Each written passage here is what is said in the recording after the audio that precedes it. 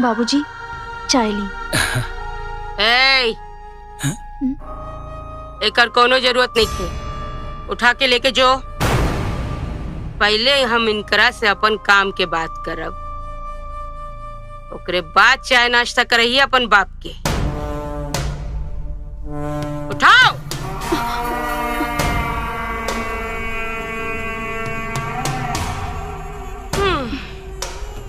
जरा ये फोटो देखी।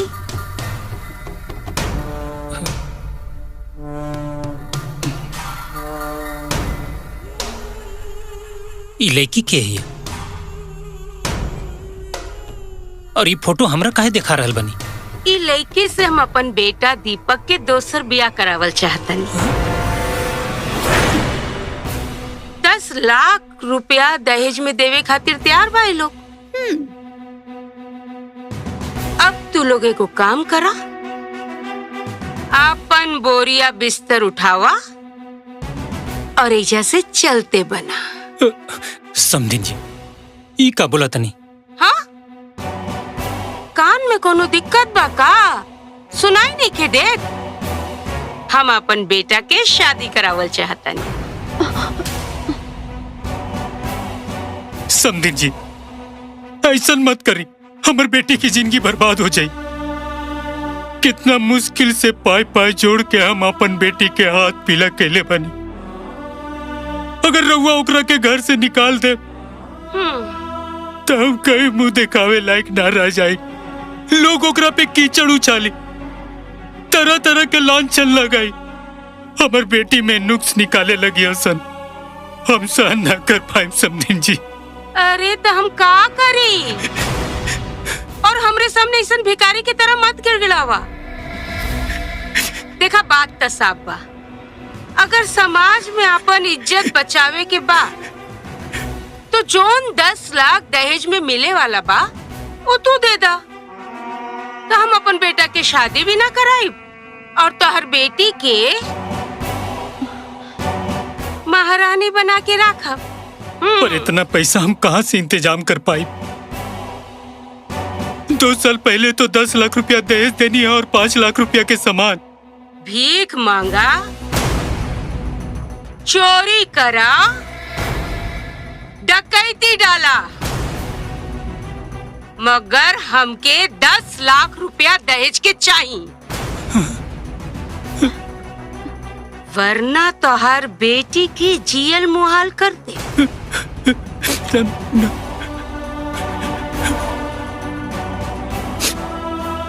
सोचत का बड़ा, बोला जल्दी, ना तो फोटो वाली लड़की 10 लाख देवे खातिर तैयार हुई। ना समझ जी, ऐसा मत करी।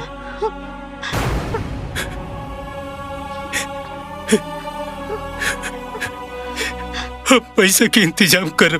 शाबाश। अरे हम जानत रहनी समधी जी कि रउआ अपन बाप होके के फर्ज जरूर निभाई। बहुरानी, चाय नाश्ता करावा अपन बाबूजी के। हाँ, बाकी समझी जी 15 दिन में पैसा के इंतजाम हो जाए कि चाहिए।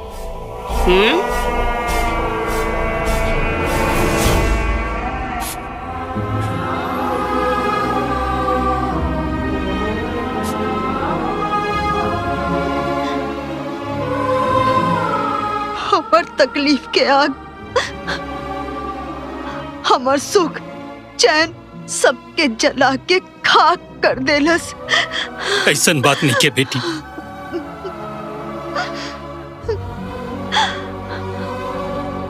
कबो कबो बाप के कर्म के सजा औलाद के भी भुगते पड़ेला बेटी।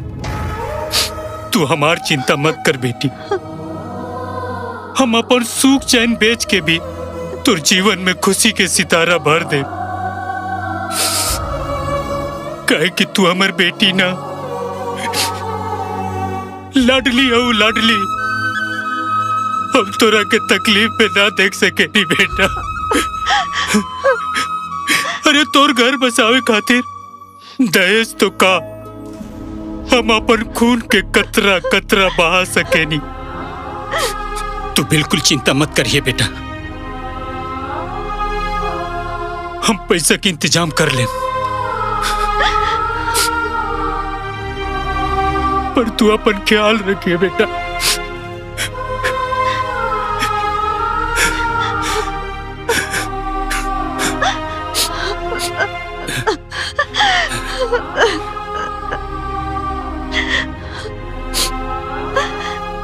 खुश रह।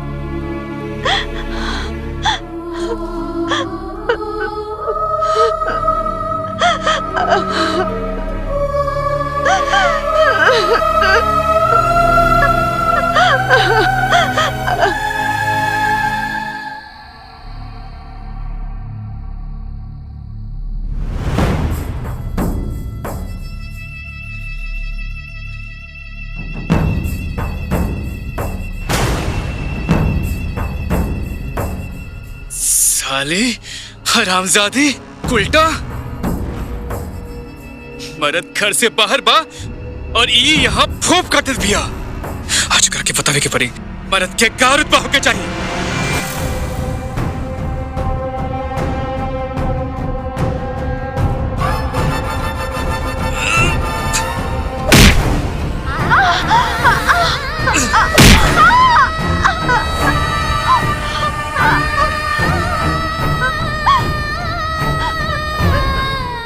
जी वो का है हमके मारा था नहीं, हमसे का गलती हो गई? का गलती हो गई? हाँ? जबले हम घर पे ना है नी तो सूत कैसे के रे? हाँ? तोड़ा के 50 बार क्या लेवानी? जबले हम घर पे ना आई तो हमने इंतजार कर रहा करते बाबा। जबले हम खाना खाए हम सुतब तब सुतिया। जी हमरा और इंतजार ही करत रहनी, लेकिन काम करत करत थकान के कारण सोत गई नहीं गलती से। हमके अगली बार से ना हुई। माफ करती तोरा के माफी ना मिली, अब तोरा के सजा मिली। सजा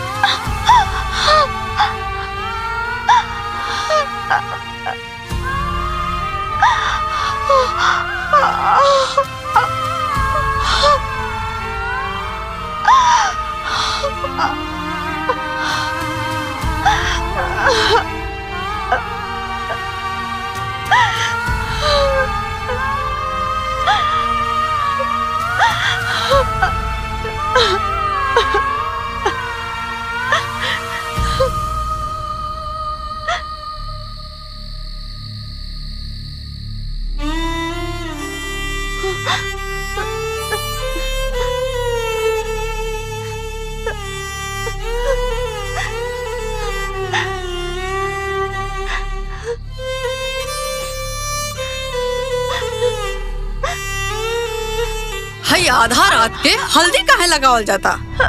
हाँ? हमनी के सुतला के बाद कुछ छान बगार के खाए के मन बका? हमके दर्द हो रहल बा, ऐसे लगा रहल बानी लेप। अच्छा, खाए ला लाइन ला और बाटे खाती मिठाई, तरकारी में डाले खाती हल्दी नहीं खे और जखन पे लगाओ तरो। अगर इतने दर्द होता तो अपन बाप से कह दा जाके इलाज करा देस। हाँ?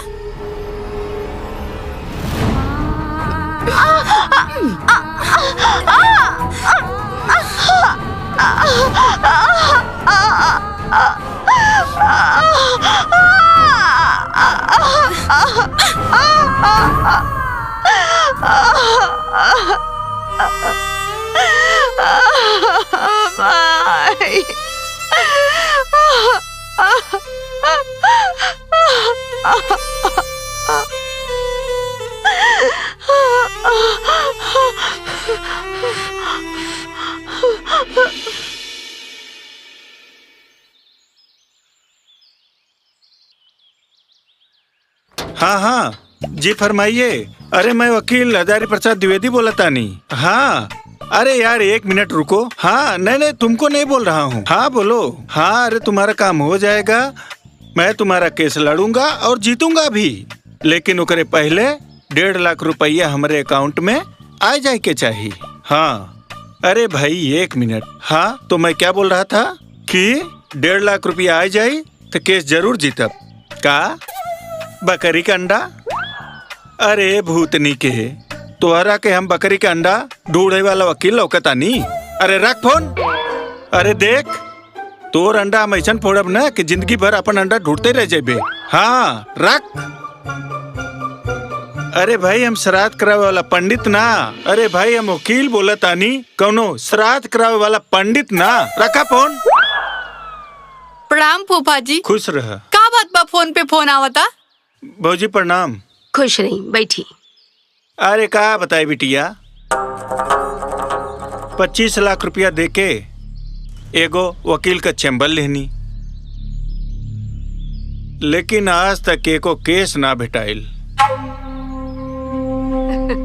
और ऊपर से फोन पे फोन आवता, कबो बकरी का अंडा का तो कबो श्राद्ध करावे वाले का। अरे फूफा जी, रौरा जैसन तेज तरह वकील के केस नहीं क्या मिलत? ये तो ताजुब के बात बा। अरे जाय दी केस वेस के बाद, रउआ तो हमार केस सॉल्व करी। फीस जितना मांगे उतना मिली। अरे भौजी, यही खातिर तो सब कुछ छोड़ के रउआ लगे आयल बानी। बतावा ना का समस्या बा? अरे रउआ के फोन पे बताऊ नहीं ना, हमारी कलमुही पतो ओकर बाप 10 दिन से दहेज के पैसा देवे में आनाकानी कर रहल बा। समझे में नहीं आवत कि का करी। भौजी, तू चाहत आरू ना कि दहेज का पैसा जल्दी से मिल जाए? हाँ, तो तू अपने पतों पे खूब अत्याचार करा। ओकर अत्याचार देख के ओकरे बाप का कलेजा फट जाई और रउआ के कदम में दहेज ला के रख जाई।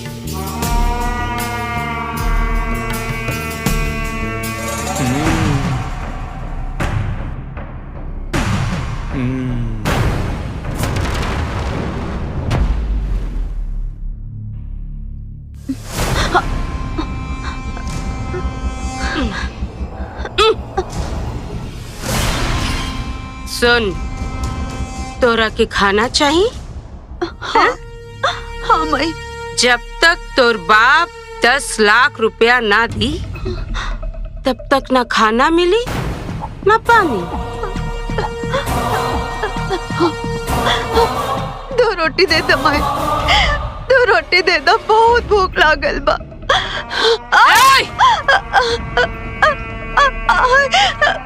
रोटी चाहिए, पानी भी चाहिए। माई, जबले 10 लाख रुपया ला के हमरे हाथ में ना रख दी, ना खाना मिली ना पानी। चल।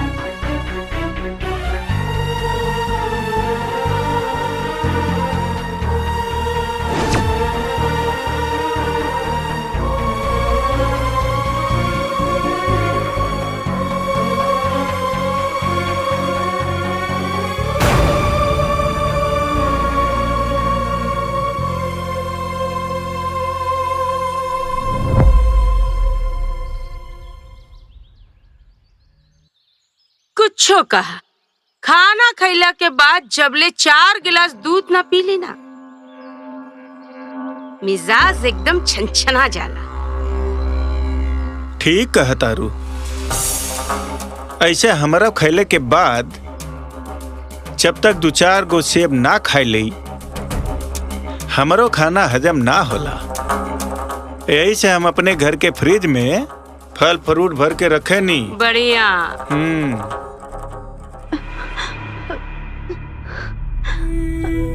माँ जी कुछ खाए खातिर दे दी माँ जी।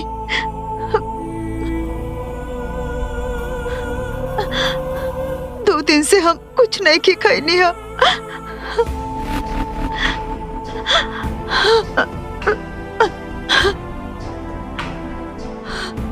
भूख के पेट हमार शरीर कांप रहल बा।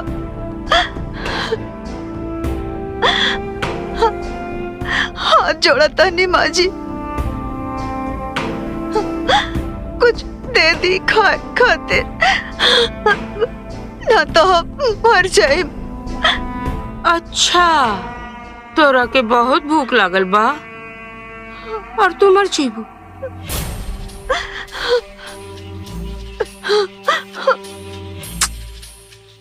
ठीक बा, हम तोरा पे दया करतानी।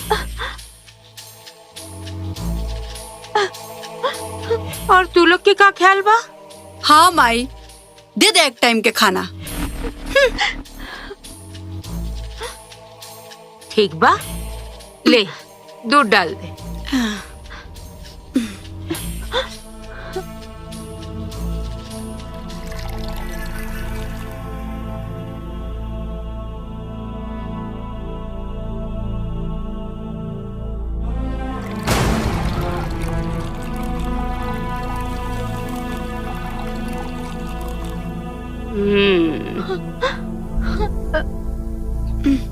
ला दूध राखल बा, पी ला।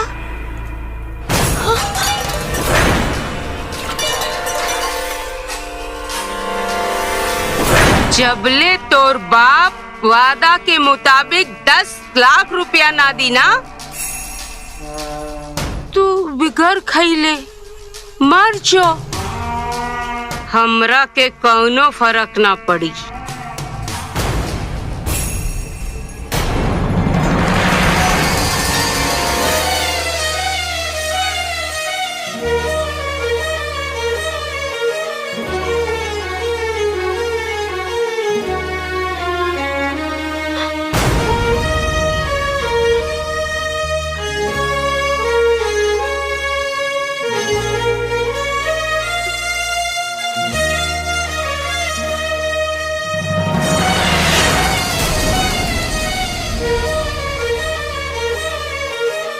लोग अपना बेटी के बिया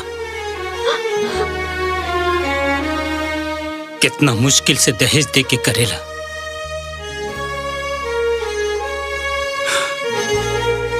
काहे कि एगो बाप खातिर धन दौलत से ज्यादा बेटी जरूरी होली।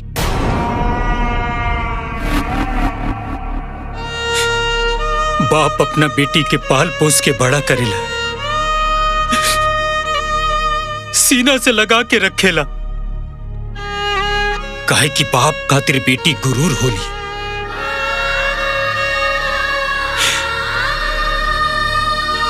पता नहीं समाज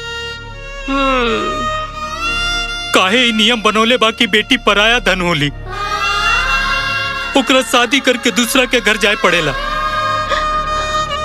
काश जौना नाच से बाप बेटी के पाल पोस के बड़ा करेला, वही नाच से जिंदगी भर ओकरा के घर में बिठा के रखी। हम अपना बेटी के खुशी के खातिर एक बार ना रउआ के 2 बार दहेज दे देनी। हमरा उम्मीद बाकी हमर लाडली बिटिया के ऊपर अब कोनो जुर्म ना होखी। दहेज ते तू दे दिला, खुशी की बात बा। लेकिन ये जवन सामान देले रहला, फ्रिज, टीवी, कपाट, सोफा, ये सब भी पुरान हो गइल बा। ऐसन करा इहू के नया दे दा। ये तो एकदम में सही बात कह रहा बड़ा। अरे समधी जी बड़ा अच्छा इंसान होवन, सब दे दी हन। का समधी जी देव ना? दे देवा ना? ठीक बा। भगवान ऐसन समधी जी हर बेटा के माई के देवे।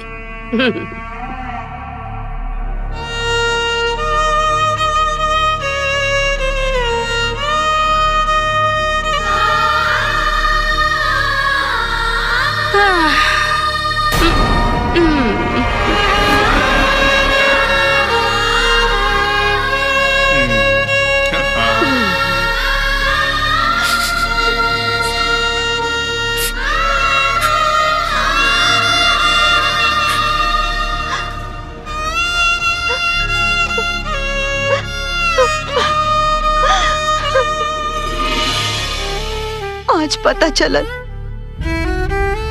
कि काहे लोग इतना दुआ मांगेला बेटा खातिर, और आज ये भी पता चल गई कि काहे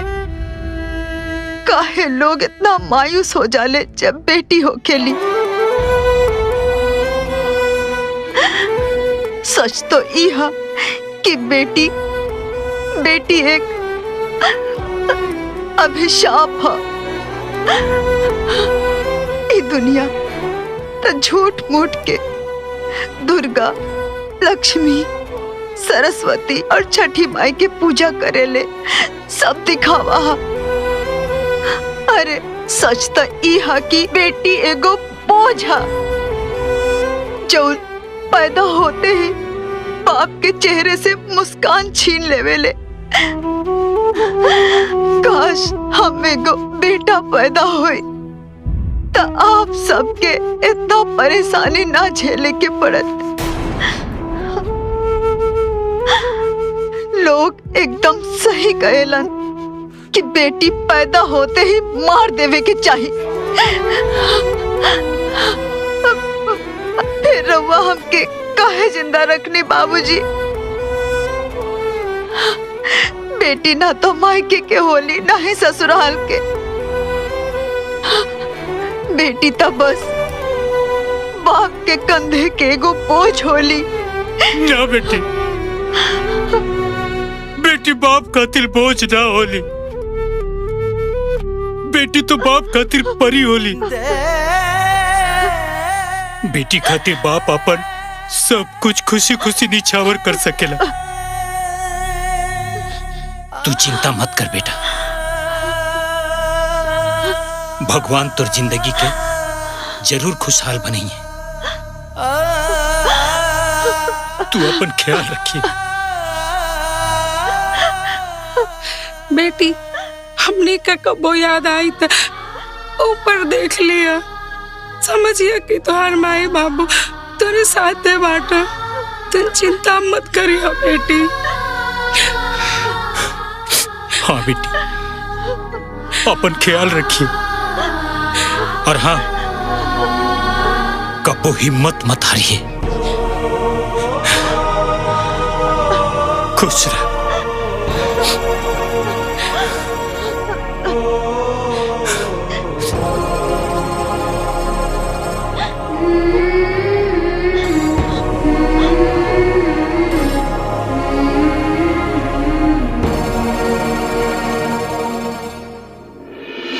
अगर भगवान हमरा के 2-4 गो बेटा और दे तो दहेज के पैसा उसूलत तबले हम करोड़पति हो जाती। खैर जायदा। ए दीपक, जाई पैसा हमरे खाता में जमा करा दा। माई हम तो से कल रहनी है ना कि हमके भी पैसा चाहिए, काहे कि हमके कुछ सामान लेवे के बा। ठीक बा, जब जरूरत होगी तो मिल जाई। हाँ? अब जब पैसा आए गेल बा भौजी, तो हमें काहे बुला गेलू? अरे पूरा काम धंधा छोड़ के हम यहाँ बैठल बानी। बस 1 लाख रुपया की जरूरत बा, हमार काम हो जाई। हाँ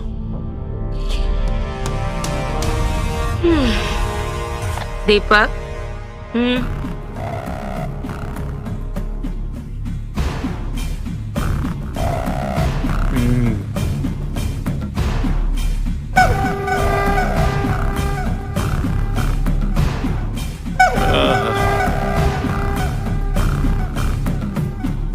वैसे भौजी तोहार दिल ना बहुत बड़ा बा। हमार मन करेला दिन रात बस तोहार गुणगान करत रही।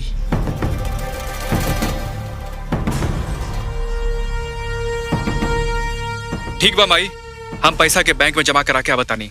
जा।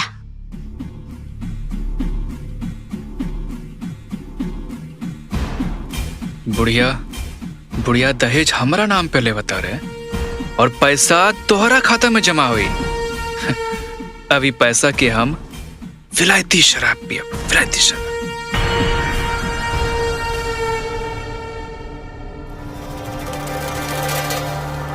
भाई जी, वो बुढ़वा से तो पैसा उसूल लेनी जा, बाकी आगे के का प्लान बा? अरे भौजी, बहुरिया के पिताजी के त दहेज ले लेके एकदम मुर्गी जैसन छील दिहल गइल बा। अब उ छूसल गुठली आम जैसन हो गइल बिया। ओकरा से तब कोनो उम्मीद करब बेकार बा। ना मतलब साफ बा। मतलब ही कलमुही के ठिकाना लगावे के पड़ी और दीपक के तेसर बिया करावे के पड़ी।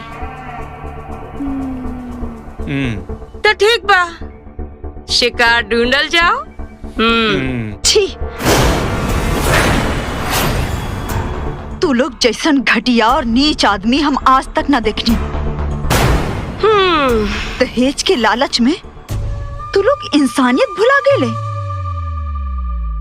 लेकिन अब तू लोगन के घटिया हरकत और घटिया मकसद हमके सब कुछ पता चल गइल बा और अब हम तू लोग के ना छोड़ब। इका बकवास अरे? बकवास नहीं करता नहीं हम। दहेज के लालच में आके पहला पतोह के तो तू निगल ले लू और यह लालच में अब हमार बाबूजी भी तकलीफ में बानी। अब हम तू लोग के ना छोड़ब। तू लोग की घटिया चेहरा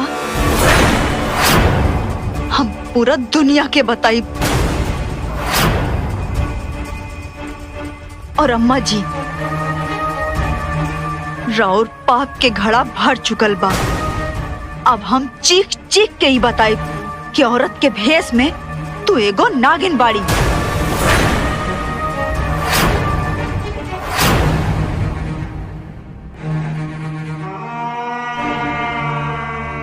तोरी मजाल,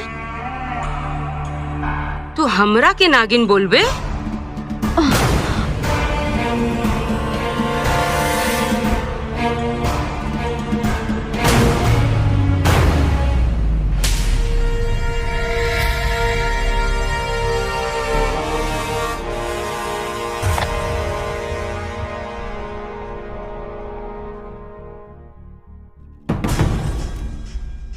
का भइल माई?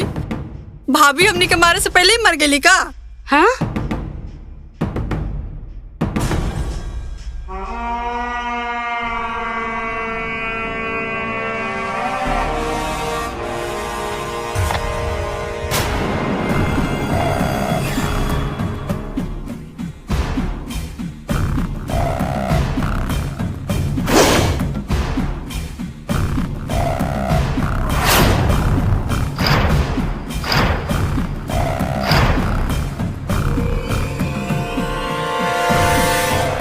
का भल भौजी, रउआ ऐसे काहे घबरा के भगनी है? ऐसे जैसे राउर पतोहिया मर के भूत बन गई बिया। हाँ माई, का भाई बोला ना।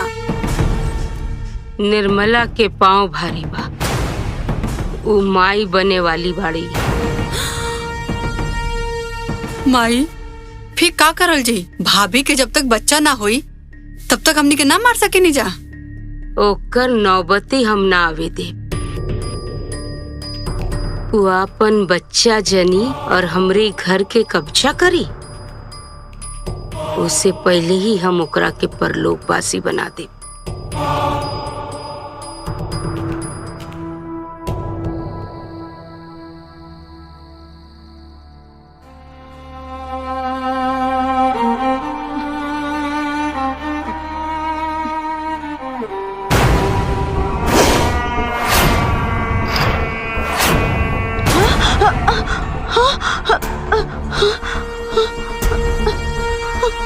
अम्मा जी करो हमके मारे के चाहता नहीं।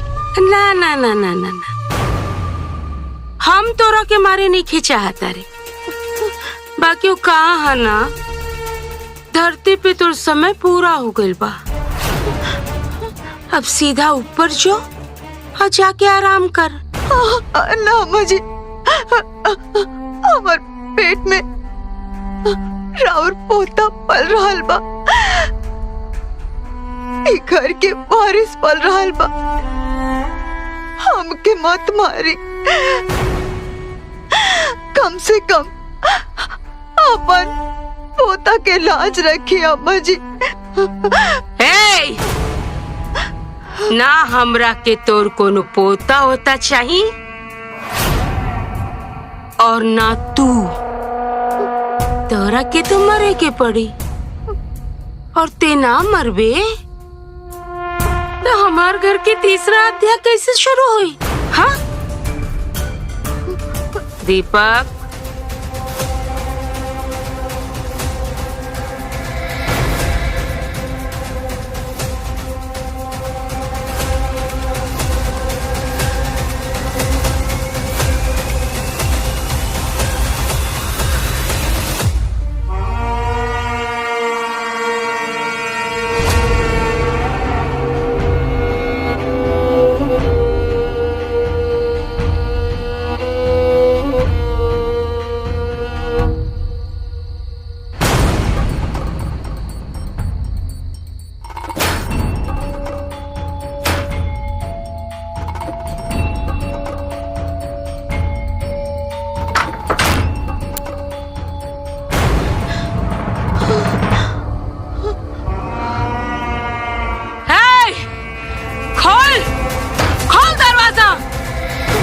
खुलबे की ना? अगर हाथ में आ गई तो गला दबा के मार दे। खोल दे, कहता नहीं। देख, दरवाजा खोल दे और इज्जत से जल के मर जाओ। और अगर हमरे हाथे लग गई ना, बहुत दर्दनाक मौत दे। खोल।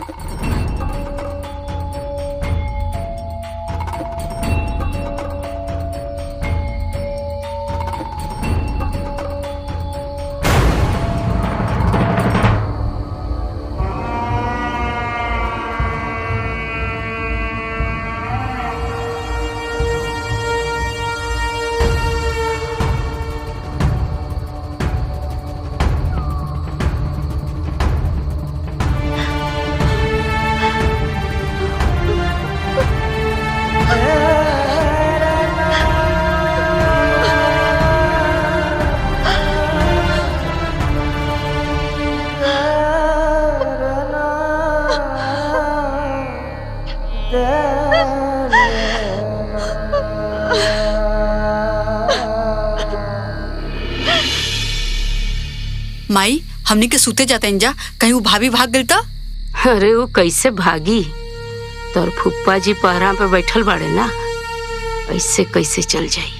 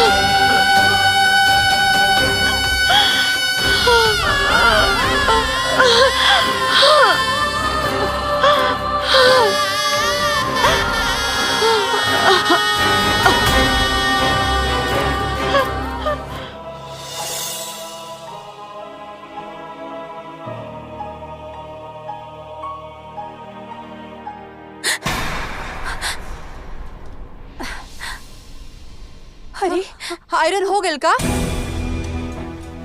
जला दिलस ना? ना ना बबनियो, पता ना कैसे, लेकिन शायद गरम होखला की वजह से जल गई। तू हमार इतना महंगा कपड़ा जला दिहलू? हाँ, हम सब जाना तनी तू ही जानबूझ के कैलू है ना? तोहर आँख के काटा भइल बानी हम। का भइल भगनी? ये देखा, हमार इतना महंगा साड़ी जला दिहलसी। रुका, हम माई के बुलाओ तनी। माई, माई। दीदिया, अरे चिल्लावा मत, आज हम एकर इलाज करब। देखा, ये हमार साड़ी जला दिहलस इतना महंगा। तोहर इतना हिम्मत हो गइल बारे? हाँ, तो हमार बेटी के इतना बड़ नुकसान कैली। हाँ, देखा हम कैसे सिखावा तनी।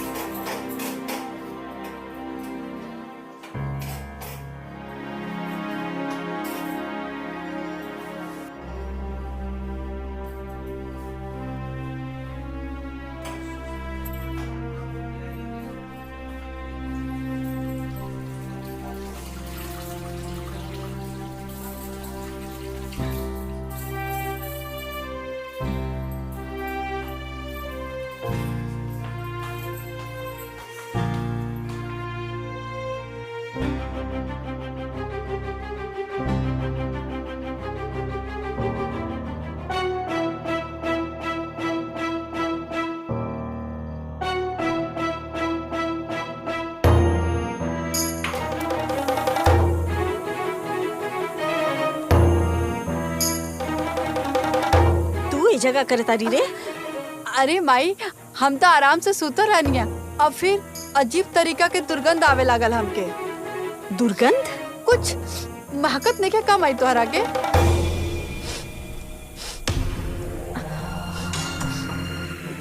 अरे हमके लगा था कि गैस लीक करता। गैस लीक नहीं के होत माई, ई मुझौसी ना गैस चालू छोड़ के चल गईली। अरे अरे ए, तू लोग हटासन, हट हट जे खतरा बा। हजारी के रहते कोनो खतरा तू लोग तक ना पहुंची। हजारी मरते दम तक की खतरा से लड़ी। ए भैया 1 मिनट, केहू गैस बंद ना करी। अब हम बुलावता नहीं। अरे आ मुझौसी। हाँ माँ जी आवता नहीं। अरे जी माँ जी। जी माँ जी के बच्ची, एगो बात ना सच सच बतावा हमरा के। ई गैस तू जानबूझ के खुला छोड़ के गईलू हा ना? हाँ? ताकि ई गैस में हमनी के जल के मर जावल जा और तोर पोरा का पूरा रास्ता साफ हो जाए। ना माँ जी, रोवाइसन काहे कहा तनी बताई। हमार सास आई जो हमार माई सामान। हम तो इसन सपने में भी ना सोची नहीं कि हम गैस चालू करके अपन पूरा परिवार के मार दे। अच्छा तो ये फिर गैस चालू करके तू हमने सबके बचावत रहलू है का? हाँ? तुहार ना सारा तिरिया चरित्र जाना तनी हम अच्छे से। गुड़िया ऐसा मत बोला। हमके बहुत अच्छा से याद बा कि हम गैस बंद करके ही गए रहनिया। तो फिर ये गैस अपने आप चालू हो गई? हाँ अपने आँख से देखनी हम आई। हाँ और किचन साफ करके गई लिया और गैस चालू छोड़ के भाग गई लू ताकि ये गैस पीछे से जरी और हमनी सब एक के साथ निपट जाये। बबनी ऐसा अपशगुन मत बोला। तू काहे झूठ बोला ताड़ू? हाँ? क्या बोला तारू? हाँ? हम झूठ बोला तानी? और तू बड़का हरिश्चंद्र के बेटी भइल बड़ू का? हाँ? अरे तोर इतना हिम्मत है, तू हमार बेटी के धक्का मारलू हा? अरे रुक, ये ऐसे ना मानी। ये ऐसे ना मानी, रुक। पकड़ एकरा के। ये ऐसे ना। छोड़ दी हमरा के। रुक छोड़ दी अम्मा जी। हम छोड़ दी अम्मा जी। समझ में आई। अब एको बात ना ध्यान से सुन। अगर आज के बाद ना हमार बेटी की तरफ आँख उठा के भी देखबू ना तो तोके हम जिंदा जला दे। जनलू के ना तू कल मुही कहीं की। चल हमार बच्चिया ना, अरे हमार बच्चिया यही तरह बंदले छोड़ दे एकरा के। चल चल हमार बेटी ना।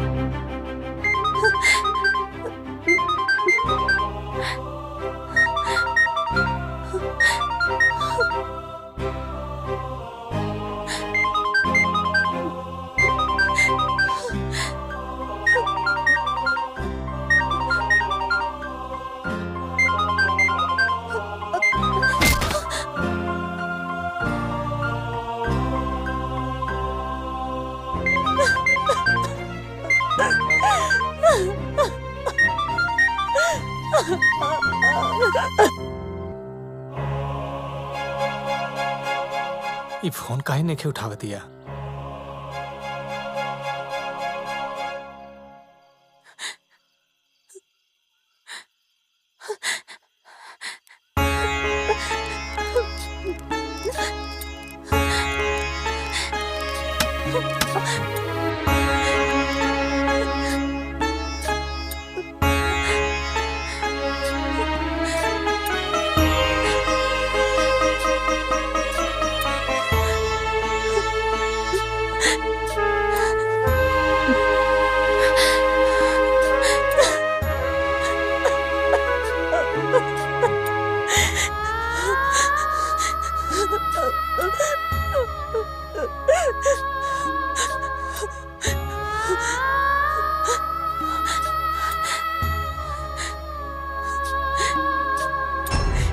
मामा जी हमारा हाथ खोल दी ना, हमके बहुत प्यास लागल बा। खोल दी ना मामा जी, मामा जी।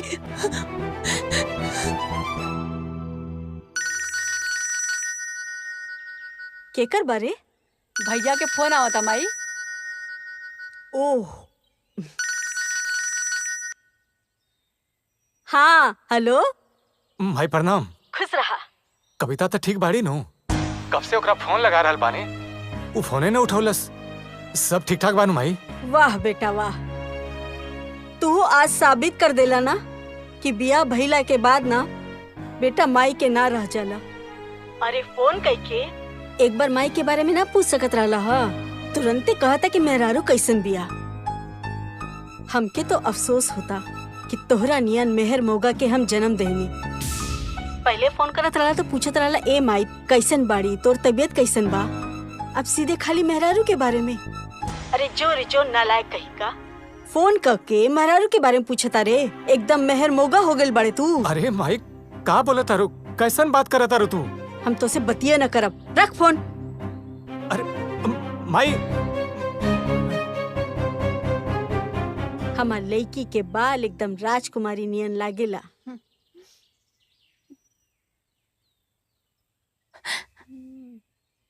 अम्मा जी हमार हाथ खोल दी ही ना, हमके बहुत प्यास लागल बा। ओहो, प्यास लागल बाटे? हाँ, हाथ खोल दे, दे खोल दे।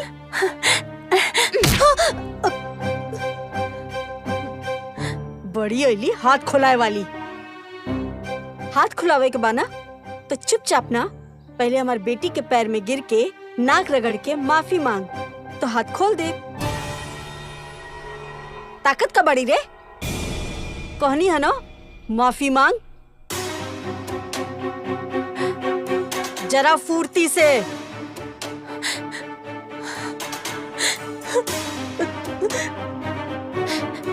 अब आगे से ऐसा गलती कबो ना हुई।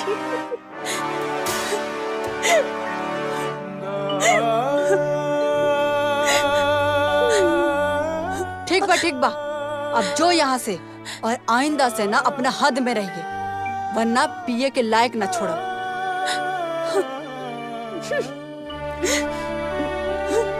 चल टेसो मत चुवावा, आई जा बैठ के। चुपचाप जो जाके खाना बनावा। चल निकल यहाँ से, जाना।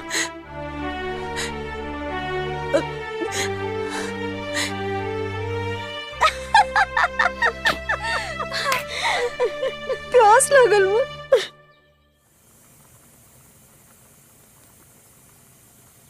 थोड़ा सीजे दे। ए दीदिया, पहले तू सेब खो, फिर खाना बनाइए। काहे कि भूखे पेट अगर चक्कर खा के गिर गईले तो हम केकर सहारे जियब। हाँ? हमर एकलौती दीदिया बड़ू, जिए के आधार। इले खो खो खो। तोहनी का हमरा कितना मानेला सन रे। माई अब खीर पूरी के साथ गाजर के हलवा भी बना देना। हाँ दीदी। ठीक बा, बना दे। माँ जी, रेवा लोग काहे खाना बनावतानी? हमसे एक बार कह देती ना तो हम खाना बना देती। एक काम करे ना, रेवा लोग जरा हट जाएं, हम तुरंत खाना बना दे। ए महारानी, तोहके ना ढेर अच्छा बने के कौनो जरूरत नहीं खे। हमनी के अपन खाना खुद बना सके नीजा। तू ना अपन फिकर कर, काहे कि तोके हम आज से अलगा कर देले बने। काहे रोवा हमरा साथे मजाक करतनी माँ जी? का गलती भइल बा हमसे? तू हमार समझी ना लागेलू कि तोहरा संगे हम मजाक करतानी। अरे जोन कहतानी ना ओके ध्यान से सुन। तोर आज से ना चूल्हा चौका हम बाहर कर देले बानी। ऐजा से निकल और भाग जो, जाके अपन खाना बाहर बनाओ। और हम हमार मामा ना हमार माई के सेवा खातिर ना काफी बानी। अब तो हार कोनो जरूरत नहीं है। और न तका हम सब हड़िया बर्तन धो दे। अरे हम अपना दीदी के कोनो तकलीफ दे सके नहीं का?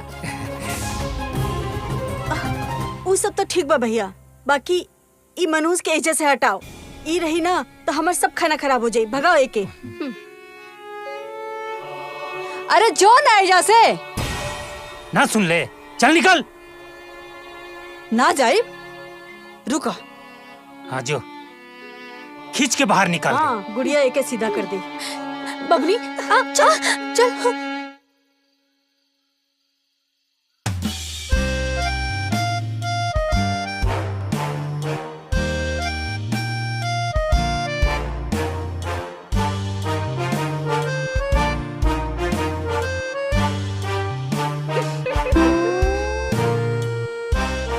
अरे मामा तनी आराम से खा, खाना भागल लिखे जात। अरे भगनी, इतना लजीज खाना 1 साल बाद मिलल बा, हमरा के खाए दे, डिस्टर्ब मत कर।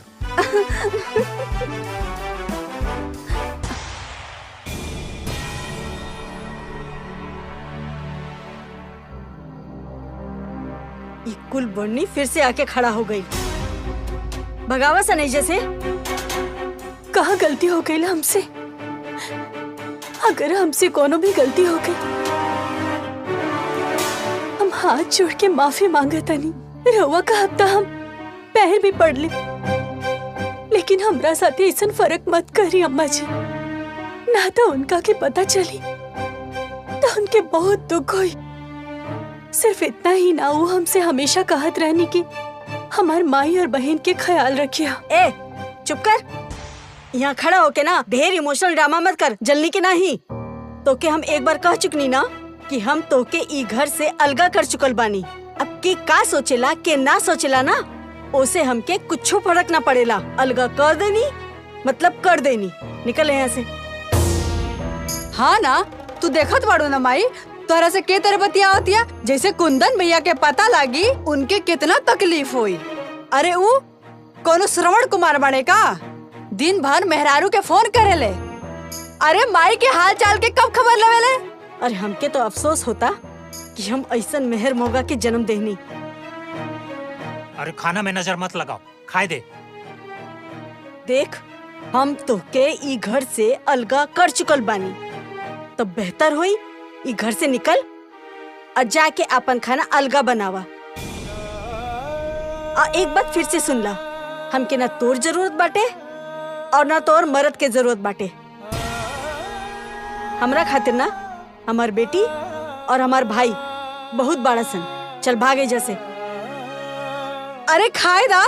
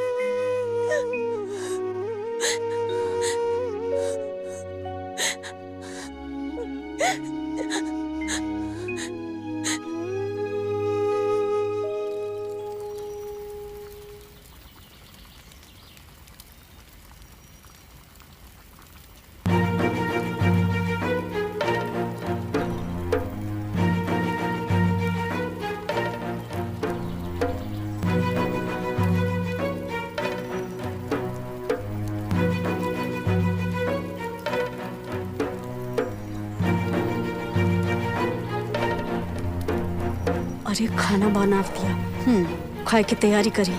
चलो हमनी के कुछ करे के पड़ी। चलो चलो।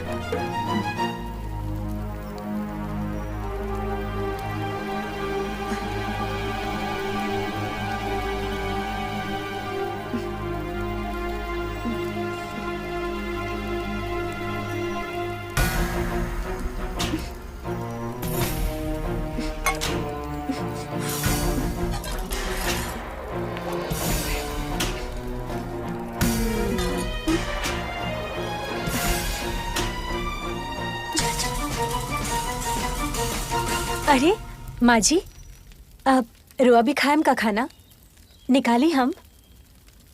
अब भाई ना हमार इतना बुरा दिन नहीं खेआइल कि भिखारिन के संगे खाना खाई हम। अब चल माई, आज ना पनीर पुलाव बनावल जाए। पनीर पुलाव, चल।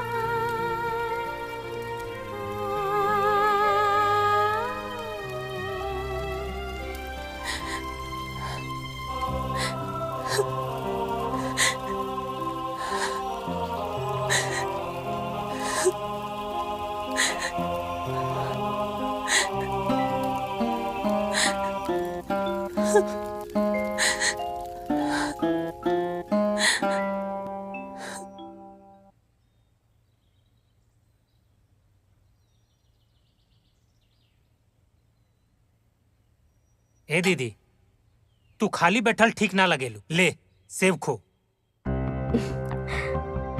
हम कितना भाग्यशाली बानी ना कि हमके तोहरा जैसन भाई मिलल। तू हमर बहिन बड़ू। हम तोरा लागे खाली बस तोर सेवा खातिर बनी। काहे कि बड़ बहिन के तो माई जैसन स्थान होला। कबो कबो तो सोचे नहीं हम तोहनी के ना रहता सन तो हमार का होत। अच्छा दीदी, हाँ? हम रतवा के जे बात कहनी है ओकर बारे में का सोचलू है? एमा सोचे के का बा? रुक।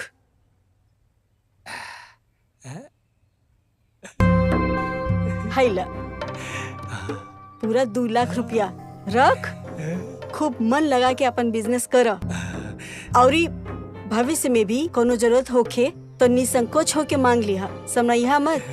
अरे ई कुल हमार संपत्ति तोर और बेटी खातिर न बा, बाकी दूसरा के हमार संपत्ति पे कोनो हक नहीं खे।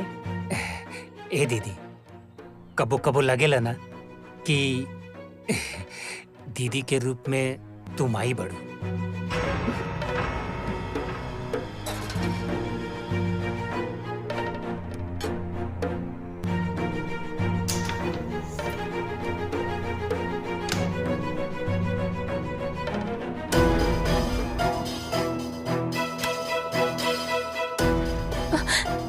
बबुनी, बबुनी,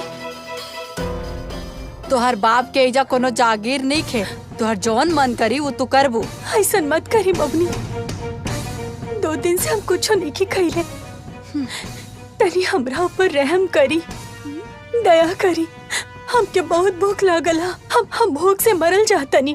तो हम का करी? हाँ, अरे तोहार भूख से जान जाता ना तो जी चाहे मर, हमरा के ना कोनो परवाह नहीं खे। बस तू किचन में खाना ना बनाव सकतरी। तोहरा खाना खाए के बना तो बाहर जा, ईटा और लकड़ी जोड़ के चूल्हा पे खाना बनावा। समझ लो कि ना? माई एक बात बतावा, जब तू भौजी के अलग कर दिले बड़ू ना, तू हमनी के राशन में से काहे खाना बनावतिया? हाँ, जाके समझावा ओके। वो हमार बात लेके सुनातिया। अब वो समझौला से ना समझी। आज ना ओकर हम ऐसन खबर लेब ना, ओकर हिसाब करके रहब। अरे दीदी, ए दीदी, ए दीदी का भाई? अरे ए दीदी, माई, अरे का भाई? माई, माई, माई,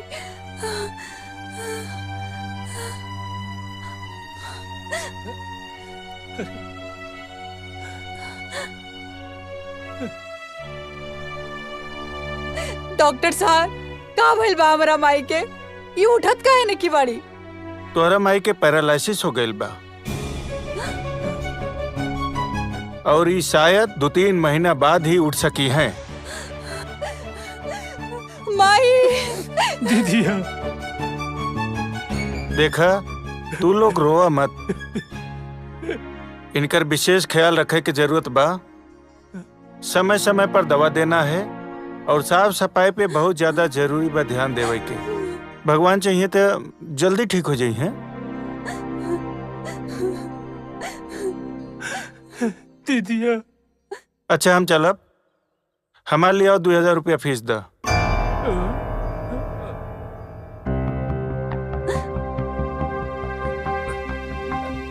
का बात करते नहीं डॉक्टर साहब, हमार दीदिया बिस्तर पर मौत से लड़ रहा बिया और और फीस की चिंता बा। अरे इंसानियत भी कोनो चीज होला। अरे भाई बड़ा अजीब आदमी बाड़ा। अरे तोहरे लोग खातिर हम हॉस्पिटल से छोड़ के पेशेंट भाग के आईनी है तोहरे घरे तोहार पेशेंट देखे खातिर, और तू हमरा के इंसानियत का पाठ पढ़ाओ तारा।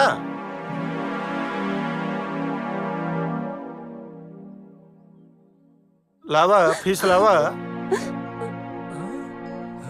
थैंक यू, और इनका ध्यान रखिए।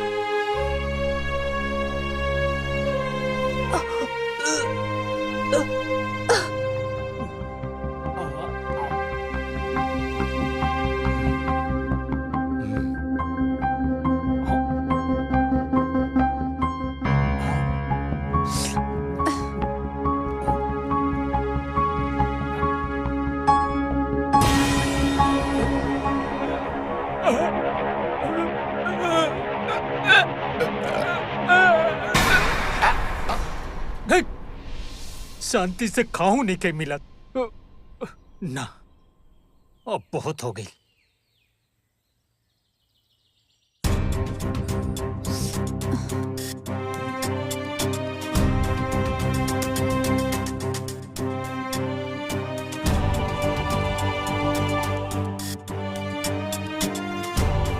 ए भगिनिया, तोर मामी के बड़ी तबीयत खराब बा, हमरा जाए के पड़ी।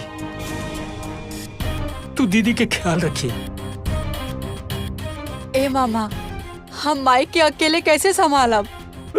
अरे ये हालत में तो हमरा छोड़ के जाए के मन नहीं के कर, लेकिन का करी, मजबूरी बा। तू संभाल लिए। मामा रुको।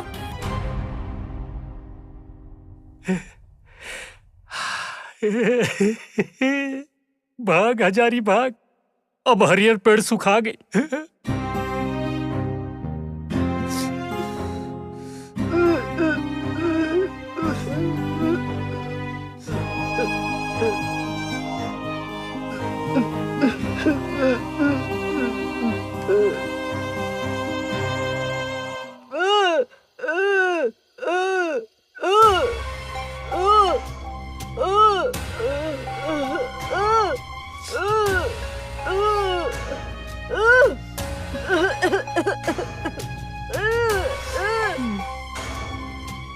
अब हमसे ना हो पाई, अब बहुत कलिहनी तोहर सेवा।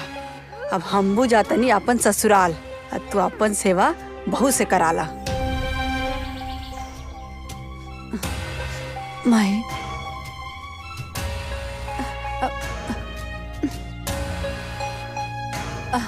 माई, ओ हमरा के ना तोहसे कुछ बात करे के बा। माई हमरा के ना माफ कर दिया। हमार बस चलित ना माई, हम तो हर खूब सेवा करती, तो हर खूब देखभाल करती माई, लेकिन हम का करी माई, ससुराल में ना तो हर दामाद के ऊपर बहुत बड़का मुसीबत आ गई बा। हमके तुरंत ना यही समय अभी निकले के पड़ी। का करी माई हम? माई तू कहीं ये मत समझिया कि तुहार बेटी तुहार देखभाल करे के चक्कर में भाग गई। हमार बस चलित न माई तो हम तो अपन जान लुटा देती अपन माई के खातिर, लेकिन हमार किस्मत देखा, हमार हाथ से हमार माई के सेवा छीन गई। माई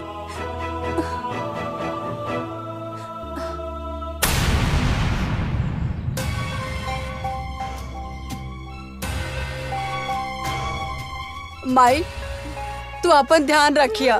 हम का करी माई, हमरा के जाए के पड़ी, बहुत जरूरी बा। हम जल्दी लौटम। हाँ अपन ध्यान रखिया।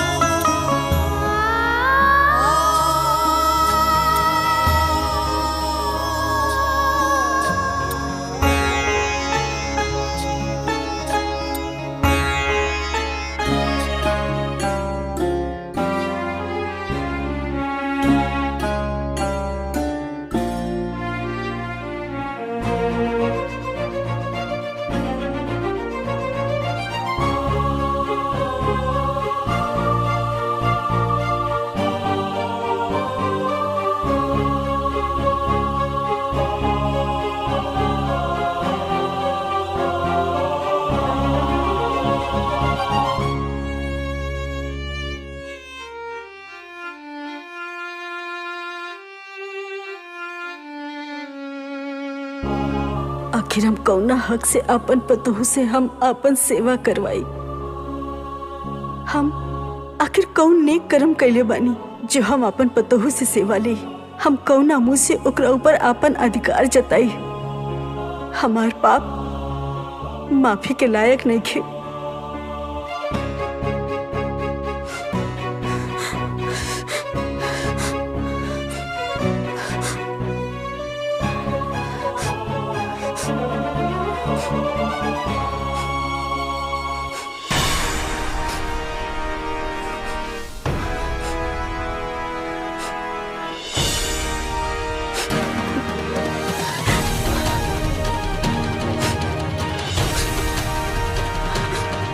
हमके माफ कर दिया दुल्हन, हमके माफ कर दिए।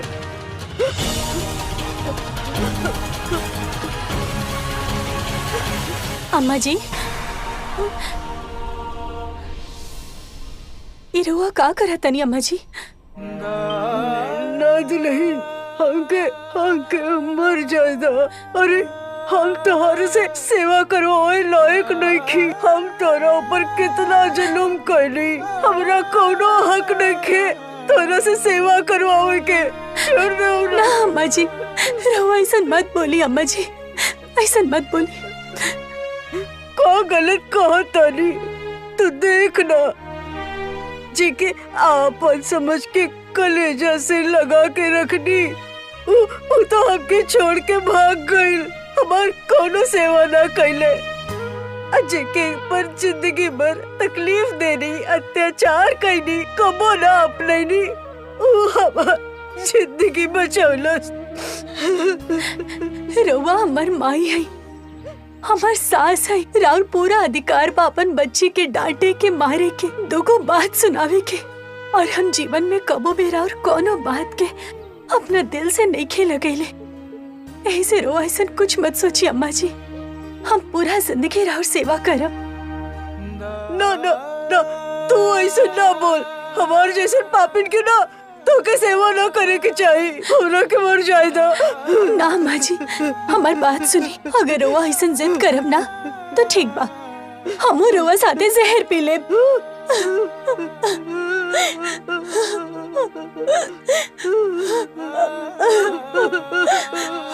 अम्मा जी।